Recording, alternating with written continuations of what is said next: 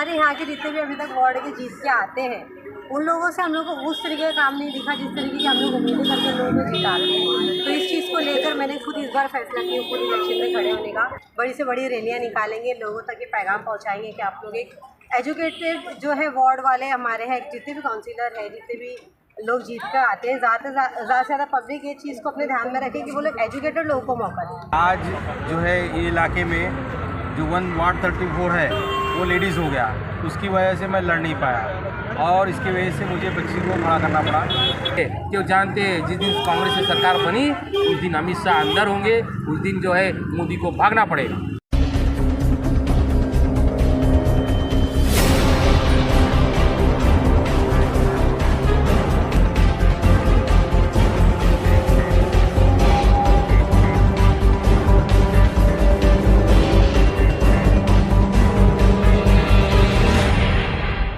मैं हूँ इरफान अंसारी, आप देख रहे हैं समाचार यात्रा। आज हमारे साथ में है एक इच्छुक उम्मीदवार कांग्रेस की कम उम्र की, उनसे जानते हैं क्या उनका इरादा है और क्या करना चाहते हैं। अपना नाम बताइए। मेरा नाम आयशा कुरैशी है और पेशे से मैं टीचर। तो हमारा जो वार्ड है इसमें कई तरीके की परेशानियां हैं, नशे को लेकर, एजुकेशन को लेकर और डेवलपमेंट को लेकर। तो जो हमारे यहाँ के जितने भी अभी तक वार्ड के जीत के आते हैं उन लोगों से हम लोग को उस तरीके का काम नहीं दिखा जिस तरीके की हम लोग उम्मीदें करके लोगों को जिता रहे हैं। तो इस चीज़ को लेकर मैंने खुद इस बार फैसला किया पूरी इलेक्शन में खड़े होने का और मेरी पूरी टीम मेरे साथ में है। और मैं ये उम्मीद करती हूँ कि हमारे वार्ड के जितने भी लोग हैं जो हमारे वार्ड का विकास चाहते हैं, जल्दी से जल्दी नशे से छुटकारा चाहते हैं, एजुकेशन अपने बच्चों के लिए अच्छा चाहते हैं, तो मैं ये उम्मीद रखती हूँ सब लोग मुझे सपोर्ट करेंगे और हम लोग के साथ में आगे बने रहेंगे। आज हम लोगों ने एक छोटी सी यात्रा निकालकर स्टार्ट किया है इस चीज़ को। इंशाल्लाह जितना हो सकेगा हम लोग इस चीज़ को आगे बढ़ाएंगे, बड़ी से बड़ी रैलियाँ निकालेंगे, लोगों तक ये पैगाम पहुँचाएंगे कि आप लोग एक एजुकेटेड जो है वार्ड वाले हमारे हैं, जितने भी काउंसिलर हैं, जितने भी लोग जीत कर आते हैं, ज़्यादा से ज़्यादा पब्लिक ये चीज़ को अपने ध्यान में रखें कि वो लोग एजुकेटेड लोगों को मौका दें ताकि हमारे वार्ड का जो है डेवलपमेंट वो अच्छे से हो सके। क्योंकि एजुकेशन इंसान की जो मेंटालिटी है उसको बहुत अलग करती है दूसरे लोगों से।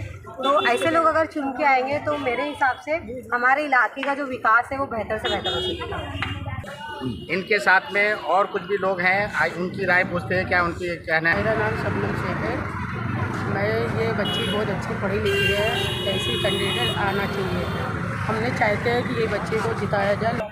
जो यहाँ पर रहेगा, यहाँ का रहने वाला लोकल जो यहाँ पे है, बच्ची यहाँ पे रहती है तो यहाँ के माहौल से वाकिफ़ है, यहाँ की परेशानियों से वाकिफ़ है अच्छी तरह से। तो यहाँ पे एक इंसान रहता है तो उसको क्या क्या परेशानी फेस करना पड़ता है। तो मैं चाहती हूँ कि मेरी बेटी जीते, इंशाल्लाह ज़रूर जीतेगी। बाकी उसे इतना अंदर डीपली समझाना नहीं पड़ेगा, अगर कुछ बातें बोलेंगे तो कुछ वो अपने से भी समझेगी कि क्या क्या परेशानी है और किस किस मुद्दे पे काम करना है। तो मैं चाहती हूँ कि मेरी बेटी जीते इंशाल्लाह। में आयशा शेख के पिताजी हैं, उनकी राय पूछते हैं उनका क्या कहना है। पहले तो सब लोगों को अस्सलाम वालेकुम, नमस्कार, सत श्री अकाल और जय बुद्ध। मेरा ये कहना है कि आज जो है ये इलाके में जो वार्ड 34 है वो लेडीज़ हो गया, उसकी वजह से मैं लड़ नहीं पाया और इसकी वजह से मुझे बच्ची को खड़ा करना पड़ा। और ये आपकी जो घर की बेटी है और बच्ची ऐसा नहीं है कि डमी कैंडिडेट है। बहुत से कैंडिडेट ये कर रहे हैं कि जब वो लेडीज़ हो गया तो वो अपनी घर को कोई किसी को भी ला के खड़ा कर रहे हैं, डमी कैंडिडेट खड़ा कर रहे हैं, लेकिन मैंने वैसा नहीं किया है। ये बच्ची जो है D.Ed है, इसने खिलाफत हाउस से D.Ed किया है और ये टीचर है और इसको कॉलेज में स्पीच में प्राइज़ मिला है और ये जो है समाज के मुद्दों से और इश्यूज़ से अच्छी तरह वाकिफ़ है। और इस इलाके में सबसे ज़्यादा जिस चीज़ की ज़रूरत है वो है एजुकेशन, और एजुकेशन की जो ज़रूरत है तो सबसे ज़्यादा ज़रूरत है इस इलाके को टीचर की, कि जो इस इलाके की ज़रूरतों को समझ सके और आगे चल के लोगों को जो एजुकेशन देना है उसके लिए टीचर की बहुत ज़रूरत है। अगर बच्ची चुन के आती है तो लोगों में समाज में जो है एजुकेशन के लिए काम किया जाएगा। खास करके विशेष करके लड़कियों के लिए बहुत तकलीफ़ है। लड़कियों को कॉलेज के लिए दूर दूर जाना पड़ता है, ट्रेनों से बस के जाना पड़ता है। हमारी बच्चियों को आज हिजाब जो उतारने में मजबूर किया जा रहा है, उनके कपड़ों को खींचा जा रहा है, उन्हें जो है ना पर्दा उठाने की कोशिश की जा रही है। इसके लिए इस इलाके में इतने साल हो गए, इतने लोग आए, जीते गए, MLA MP मंत्री रहे, कैबिनेट मिनिस्टर रहे, लेकिन किसी ने एक डिग्री कॉलेज नहीं बनाया। मैंने बहुत सारे इश्यूज़ को उठाया है। ऐसा नहीं है कि मैं आ गया और इलेक्शन में खड़ा हो गया। मैं कई सालों से इस इलाके के लिए काम कर रहा हूँ, आवाम के लिए, अपनी कौम के लिए, गरीबों के लिए मैं आवाज़ उठा रहा हूँ। मैंने अडानी के खिलाफ़ कई जो है आंदोलन किए हैं। गरीबों को 200 यूनिट बिजली फ्री दी जाए, इसके लिए मैंने एक सिग्नेचर कैंपेन चलाया है। और मैंने कब्रिस्तान के लिए रफ़ीक नगर कब्रिस्तान जो है हम लोग ग्रुप ने आंदोलन करके जो है एक कमेटी बनाकर रफ़ीक नगर कब्रिस्तान जो है कमेटी बनाई थी। और उसके बाद ये कब्रिस्तान कई दिनों तक बनकर ऐसी पड़ा हुआ था। उसके बाद में हमारे प्रयत्नों के बाद में हमारे ग्रुप जो हमारे लोग जो साथ में थे उनके प्रयत्नों से शुरू हुआ था। उसके बाद में मैंने तीसरे जो है कब्रिस्तान के लिए आंदोलन शुरू किया। हमारे राकेश भाई यहाँ मौजूद हैं, उनके मीडिया ने ये न्यूज़ दी थी, उनकी मीडिया पे ये न्यूज़ चली थी, उन्होंने इस न्यूज़ को कवर किया था और वो न्यूज़ आज भी मौजूद है। और उद्धव ठाकरे साहब उस टाइम सीएम थे, उन्होंने लेटर दिया था कि भाई तीसरा कब्रिस्तान के बारे में हमने शहरी विकास मंत्रालय को जो है ऑर्डर दे दिया है और वो काम होने ही वाला था। लेकिन बदकिस्मती से जो है कुछ राजनीतिक बदलाव हुए और उसके बाद सीएम जो है ना बदल गए और उसके बाद सीधे सीएम बन गए। वो काम रुका हुआ है, अभी तक हो नहीं पाया है। इंशाल्लाह वो काम जो है अगर मेरी बच्ची जीती तो उसके लिए मैं पूरा जोर लगाऊंगा, उसके लिए पूरी कोशिश की जाएगी। और जब तक यहाँ तीसरा कब्रिस्तान शुरू नहीं हो जाता मैं चैन से बैठने वाला नहीं हूँ। मैंने नफ़रत फैलाने वाले के खिलाफ़ में बहुत सारी कंप्लेंट की है।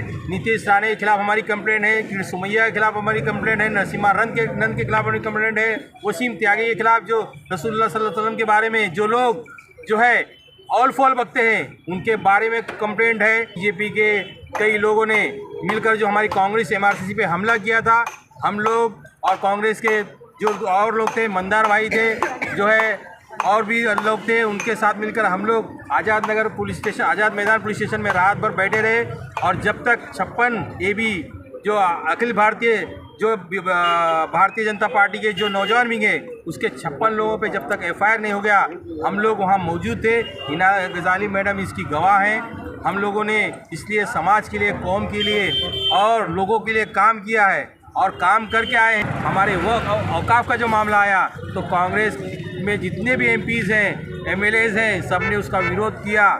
हम लोगों ने ख्वाजा गरीब नवाज की जब दरगाह पे कुछ सरपसंदों ने हमला करने की, कब्जा करने की कोशिश की तो सारे वकील कम्युनिटी ने मिलकर, उसमें ज़्यादातर हिंदू कम्युनिटी के लोग हैं, उसमें क्रिश्चियन है, उसमें महाराष्ट्रियन है, साउथ इंडियन है, उसमें उत्तर भारतीय है, गुजराती, सारे लोगों ने, ऐसे नहीं कि सारे हिंदू खराब है। कुछ लोगों की वजह से आज इन लोगों ने हिंदू मुसलमान का जो है फैला के रखा हुआ है, उसको हम चलने नहीं देंगे। नफ़रत का बाज़ार हम ख़त्म करके छोड़ेंगे। राहुल गांधी जी ने जो मोहब्बत की जो शुरुआत की है, हम उस मोहब्बत को इस दौर में फैलाएंगे। इंशाल्लाह हम कामयाब होंगे। और अगर हमारी कांग्रेस की जिस दिन सरकार बनी, राहुल गांधी जी प्रधानमंत्री बने, उस दिन मोदी जी को झोला लेके हिमालय में के पर्वतों में संन्यास लेना पड़ेगा। इसीलिए उन लोग पूरी कोशिश कर रहे हैं। सारे यंत्र ईडी लगा दिया, इलेक्शन कमीशन को खरीद लिया है, सारे यंत्र लगा रहे हैं कि मतलब कांग्रेस की सरकार ना बनने पाए। उसकी वजह यही है कि वो जानते हैं जिस दिन कांग्रेस की सरकार बनी उस दिन अमित शाह अंदर होंगे, उस दिन जो है मोदी को भागना पड़ेगा।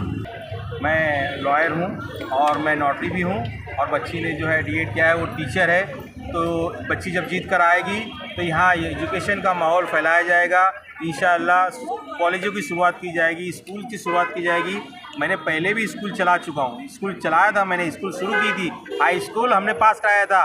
विलासराव देशमुख साहब थे, उन्होंने हमारे को स्कूल पास करके दिया था, हाई स्कूल पास करके दिया था।